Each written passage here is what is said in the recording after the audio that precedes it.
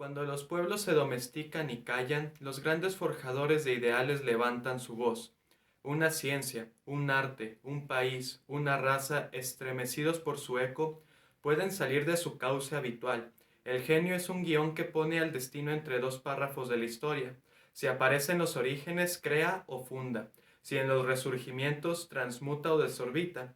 En ese instante remontan su vuelo todos los espíritus superiores, templándose en pensamientos altos y para obras perennes. Hola, bueno, en este video les vengo a hablar sobre El hombre mediocre, este ensayo escrito por José Ingenieros, un escritor argentino, pero que tiene su nacimiento en Italia. Ingenieros, aparte de ser escritor, trabajó mucho en la ciencia de la medicina, en la criminología, en la psiquiatría.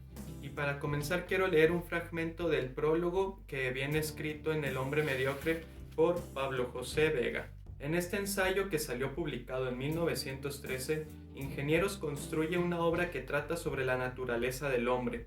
Usa como método de análisis los opuestos, la personalidad del hombre mediocre y la personalidad del hombre idealista. Explora las características morales de cada tipo de hombre y las formas y papeles que adoptaron en la sociedad, la historia y la cultura. Nos dice, no hay dos hombres iguales, no ataca a ninguno por sus particularidades, simplemente los describe y cada lector sacará su propia conclusión. Bueno, esto que nos viene a decir aquí al principio es acerca de que no tenemos que tener un juicio acerca de determinados rasgos que llegue a tener ciertas personas o que lleguemos a identificar después de leer este libro. En este libro vamos a encontrar varios conceptos que van a ir desarrollando el concepto de mediocridad y el concepto de el hombre con ideales o el hombre virtuoso. Son conceptos muy interesantes y muy bien desarrollados que tardaríamos mucho en poder exponerlos adecuadamente. Agarré algunos conceptos que llamaron más mi atención y voy a leer algunos fragmentos que encontré relacionado con ellos. El primero es acerca de la juventud y sobre ese camino hacia la vejez. Los viejos olvidan que fueron jóvenes y estos parecen ignorar que serán viejos. El camino a recorrer es siempre el mismo, de la originalidad a la mediocridad y de esta a la inferioridad mental. La ley es dura, pero es ley. Nacer y morir son los términos inviolables de la vida. Ella nos dice con voz firme que lo anormal no es nacer ni morir en la plenitud de nuestras funciones. Nacemos para crecer, envejecemos para morir. Todo lo que la naturaleza nos ofrece para el crecimiento nos lo subtrae preparando la muerte. Nos está hablando en este punto sobre cómo en nuestra adolescencia o en nuestros años de madurez llegamos a tener inquietudes por ideas originales, por virtuosismos, pero a la hora de que envejecemos todo eso va a cambiar y nosotros vamos a hacernos de alguna manera con conductas más tiradas a la mediocridad, por así llamarlas, como ese tipo de sentimientos de buscar más la comodidad.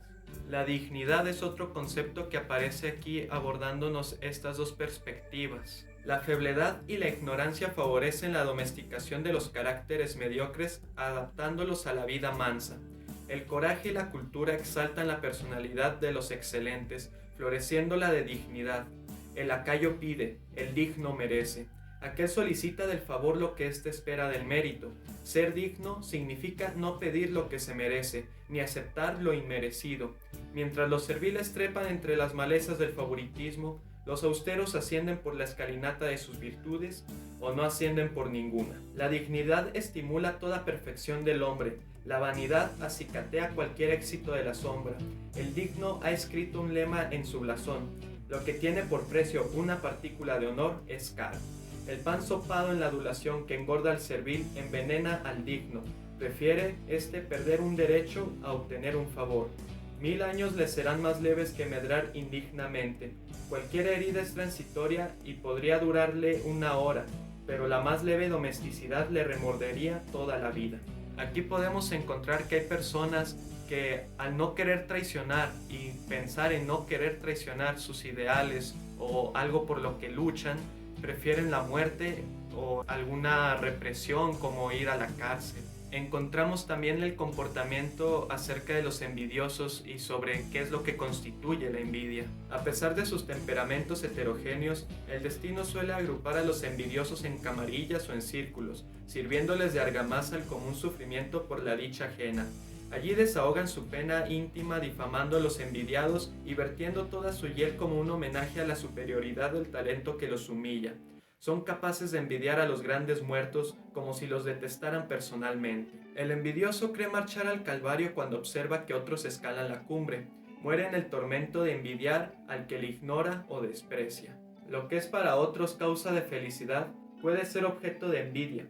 La ineptitud para satisfacer un deseo o hartar un apetito determina esta pasión que hace sufrir del bien ajeno. El criterio para valorar lo envidiado es puramente subjetivo.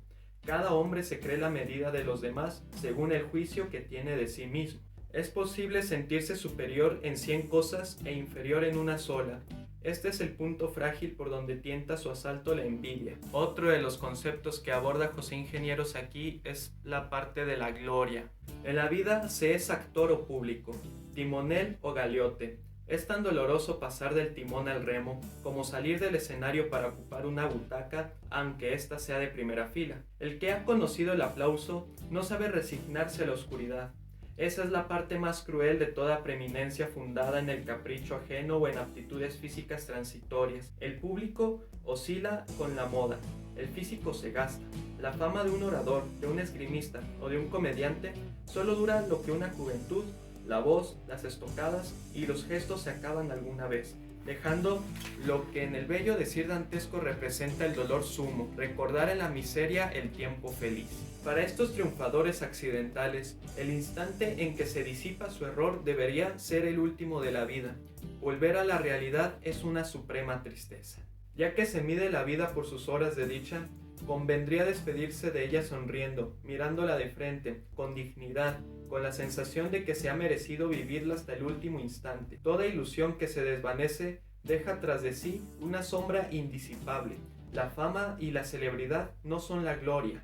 La integridad moral y la excelencia de carácter son virtudes estériles en los ambientes rebajados, más asequibles a los apetitos del doméstico que a las altiveces del digno. En ellos se incuba el éxito falaz. La gloria nunca ciñe de laureles la sien del que se ha complicado en las ruinas del tiempo. Tardía a menudo, póstuma a veces, aunque siempre segura, suele ornar las frentes de cuantos miraron el porvenir y sirvieron a un ideal, practicando aquel lema que fue la noble divisa de Rousseau: Vitam impendere verum. Aquí también nos agrega una nota sobre qué significa Vitam impendere verum al español y sacrificar la vida a la verdad. Bueno, también para abordar el tema acerca de qué se necesita en cuanto a la creación o qué es lo que influye en la obra de un artista o de un genio, de un científico. Ningún filósofo, estadista, sabio o poeta alcanza la genialidad mientras en su medio se siente exótico o inoportuno.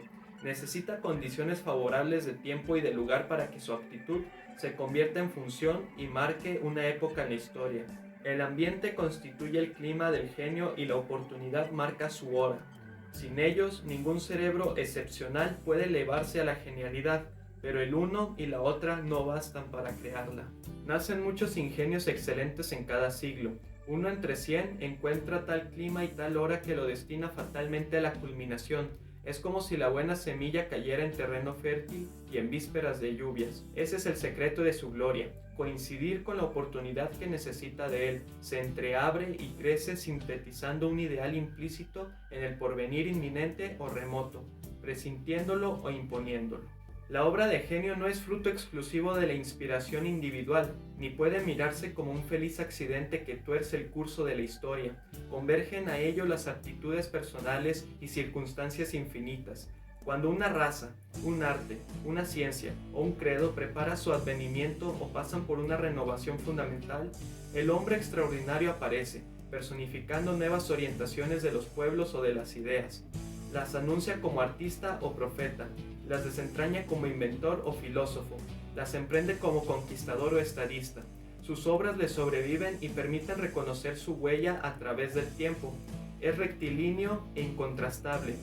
Vuela y vuela, superior a todos los obstáculos hasta alcanzar la genialidad. Llegando a deshora, ese hombre viviría inquieto, fluctuante, desorientado. Sería siempre intrínsecamente un genio. Podría llegar al talento si se acomodara a alguna de sus vocaciones adventicias, pero no sería un genio mientras no le correspondiera ese nombre por la obra realizada. No podría hacerlo desde que le falta la oportunidad en su ambiente. Con esto nos está dejando en claro que un artista o un creador o un innovador, un filósofo, no le basta con solo tener un talento, no le basta con solo tener una disciplina, que son factores muy importantes, sino que también viene a intervenir con una fuerza el contexto en el que está creciendo. Bueno, estos son algunos puntos, algunos conceptos que vienen incluidos en este libro.